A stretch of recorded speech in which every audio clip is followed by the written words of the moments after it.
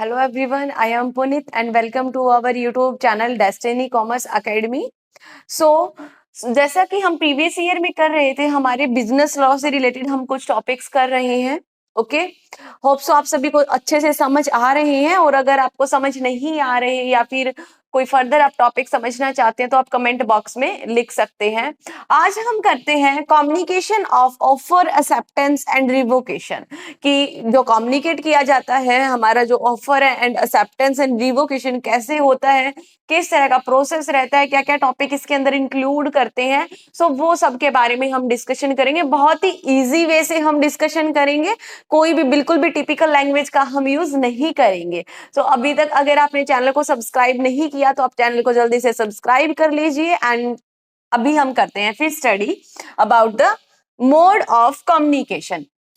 यानी कि जब हम कोई भी ऑफर क्रिएट करते हैं, प्रीवियस लेक्चर में आप देख सकते हैं हमने ऑफर से रिलेटेड भी बना रखा है और एक्सेप्टेंस से रिलेटेड भी. सो वहां पे जाके आप डिटेल से स्टडी कर सकते हैं what is offer and what is acceptance and legal rule related to the offer and acceptance. So बात करते हैं अभी कम्युनिकेशन की, कि ऑफर को जब हम कम्युनिकेट कर रहे हैं सो एट दैट टाइम हमारी क्या क्या लीगल फॉर्मेलिटीज रहती है या कैसे हमारा वैलिड ऑफर माना जाता है. सो फर्स्टली हम बात करते हैं कि जो एक communicate offer, it's acceptance and revocation होता है वो हमारा किस तरीके से हो सकता है. जैसे कि अगर हम कोई भी ऑफर को अगर शो कर रहे हैं या किसी को हम कोई भी ऑफर दे रहे हैं, ठीक है, तो एट दैट टाइम या तो हम फेस टू फेस कम्युनिकेट करते हैं तब ही हमारी एक्सेप्टेंस वैलिड मानी जाती है. जब हम फेस टू फेस ऑफर को क्या करें, एक पर्सन ऑफर कर रहा है कोई भी चीज को, दूसरा पर्सन क्या दे रहा है, उसकी एक्सेप्टेंस दे रहा है. बट मान लीजिए सपोज अगर कुछ डिस्टेंस रहती है, मान लीजिए कि आप किसी और विलेज से या फिर सिटी से बिलोंग करते हो और जो आपका फ्रेंड है जिसके साथ आपको डीलिंग करनी है वो किसी और सिटी से बिलोंग करता है. सो आप जो है फेस टू फेस नहीं मिल सकते. सो अगर आप फेस टू फेस नहीं मिल सकते तो आपको क्या करना पड़ेगा, उसके लिए जो ऑफर है वो या तो टेलीग्राम पे दोगे या फिर जैसे कि बाय पोस्ट देते हो, तो एक्सेप्टेंस भी उसी के अकॉर्डिंग ही होती है कि वो भी सामने वाला पर्सन भी आपको कैसे एक्सेप्टेंस देगा, बाय पोस्ट देगा, बाय टेलीग्राम देगा, एक्सेट्रा, एनी मोड, जो भी मोड हो सकता है. सो बेसिकली अगर बात करते हैं कि ऑफर, एक्सेप्टेंस एंड रिवोकेशन में be communicated by word spoken और रिटन एंड बाय कंडक्ट. यानी कि जो हमारी जो ऑफर होता है या फिर एक्सेप्टेंस होती है, रिवोकेशन, रिवोकेशन का मतलब होता है रद्द करना. यानी कि कॉन्ट्रैक्ट को अगर आप रद्द कर देते हो, आपको अगर कॉन्ट्रैक्ट नहीं करना, ठीक है, at the between of the contract, so आप कैसे कम्युनिकेट करोगे, या तो फिर आप वर्ड स्पोकन यानी कि बोल के, लिख के या बाय कंडक्ट कुछ एक्शन लेके आप क्या करते हो, उसको रिवोकेट करते हो.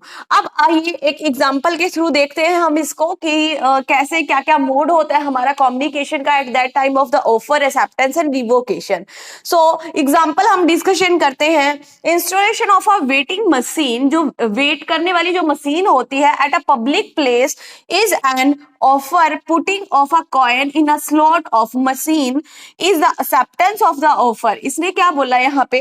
अब जैसे कि आप सभी ने भी देखा होगा कि आप बस स्टैंड पे जाते हो, वहां पे क्या होती है, वहां पे एक वेटिंग मशीन होती है, ठीक है, जहां पे आप कोइन उसके अंदर डालते हो और आपका वेट हो जाता है. अब वहां पे क्या क्रिएट हुआ, वहां पे कब क्रिएट हुआ, यहाँ पे public place is an offer दे रहा है आपको, पुटिंग ऑफ अ कोइन, कि जब आप कोइन उसके अंदर पुट करते हो तभी वो आपको क्या देती है, रिजल्ट देती है, यानी कि आपका ऑफर एक्सेप्ट करती है.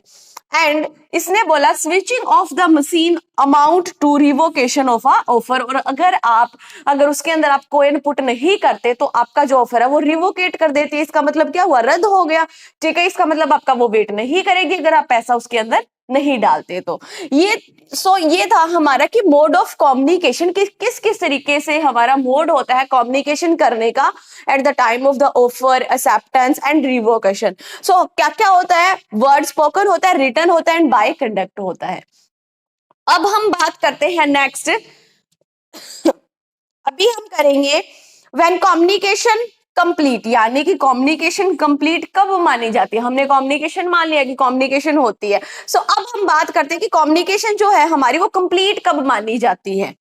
Okay, The communication of an offer is complete when it come to the knowledge of the person to whom it is made. यानी कि जिस पर्सन के लिए हमने वो कम्युनिकेट किया है या फिर जिस पर्सन के लिए हमने ऑफर दिया है, वो पर्सन जब आपको सेम सेंस में आपकी बात को समझ जाता है और सेम सेंस में ही आपको क्या दे देता है, एक्सेप्टेंस दे देता है. लाइक मान लीजिए सपोज अगर आपने बाय पोस्ट अगर किया है, बाय पोस्ट उसको क्या दिया, ऑफर दिया, और बाय पोस्ट ही वो आपको क्या दे रहा है, एक्सेप्टेंस दे रहा है. सो आपकी कम्युनिकेशन कब कंप्लीट होगी, जब आपको एक्सेप्टेंस का रिप्लाई मिल जाता है. एट दैट टाइम आपकी कम्युनिकेशन क्या होती है, कंप्लीट होती है.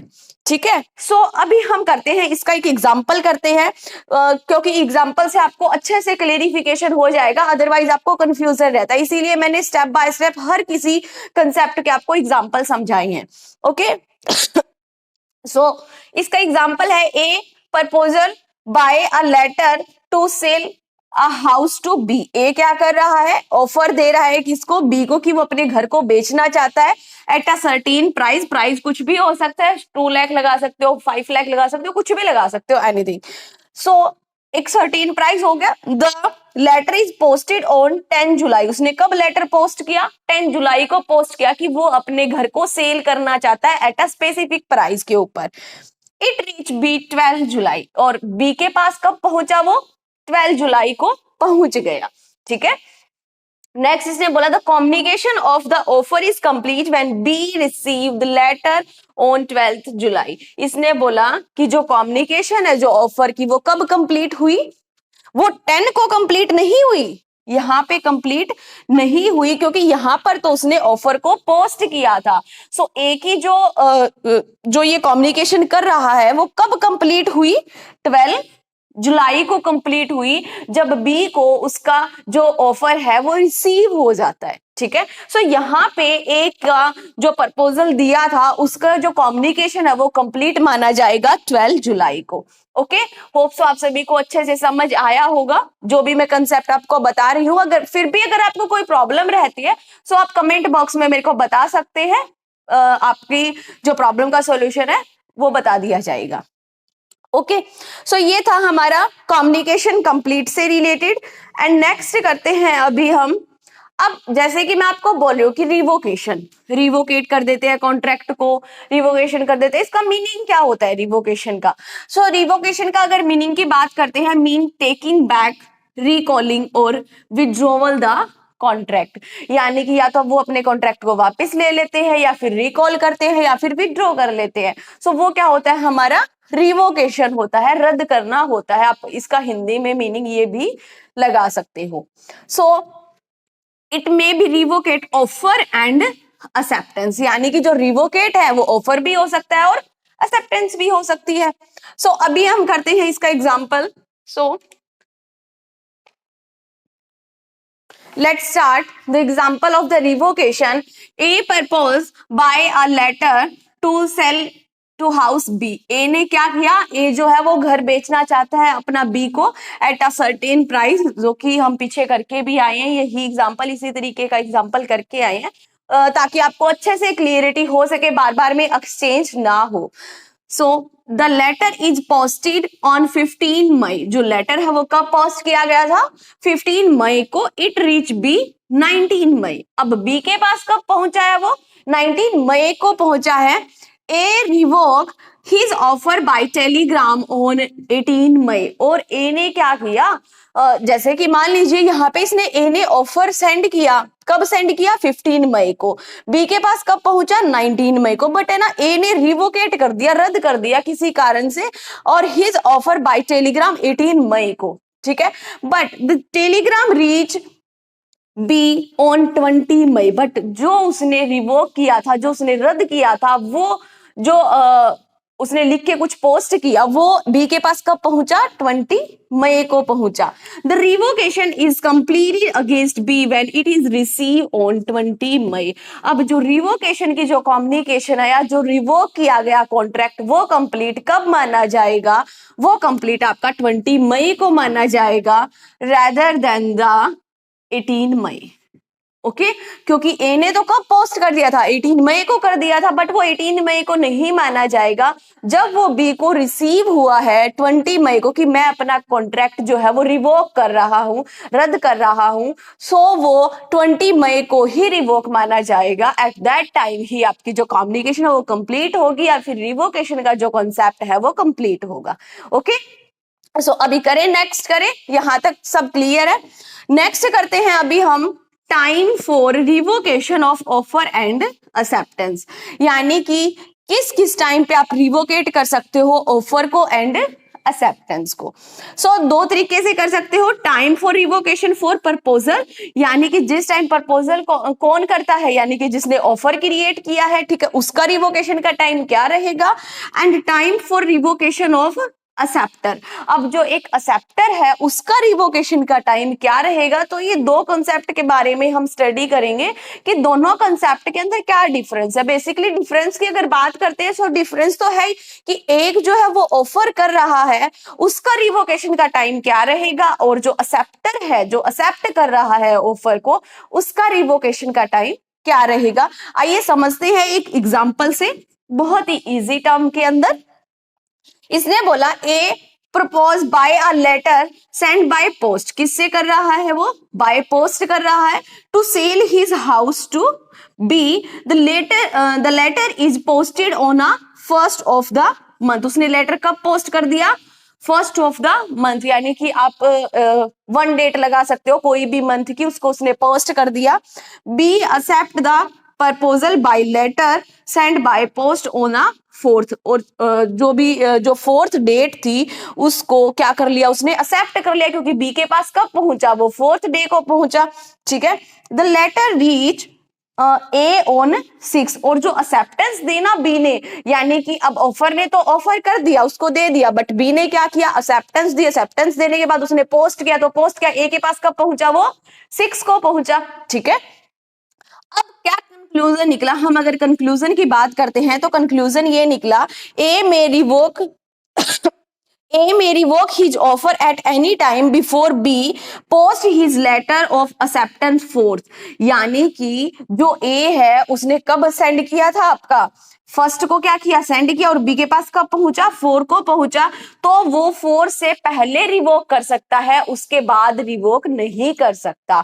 और जो बी है वो रिवोक 6 को कर सकता है, 6 तक कर सकता है, यहां तक जब वो क्या कर रहा है, सेंड कर रहा है वापस की मैं एक्सेप्टेंस ले रहा हूं, उसके बीच में रिवोक कर सकता है, उसके बाद में रिवोक वो नहीं कर सकता। सो ये था हमारा overall concept of the time of revocation of offer and acceptance. Okay, so अभी हम नेक्स्ट करते हैं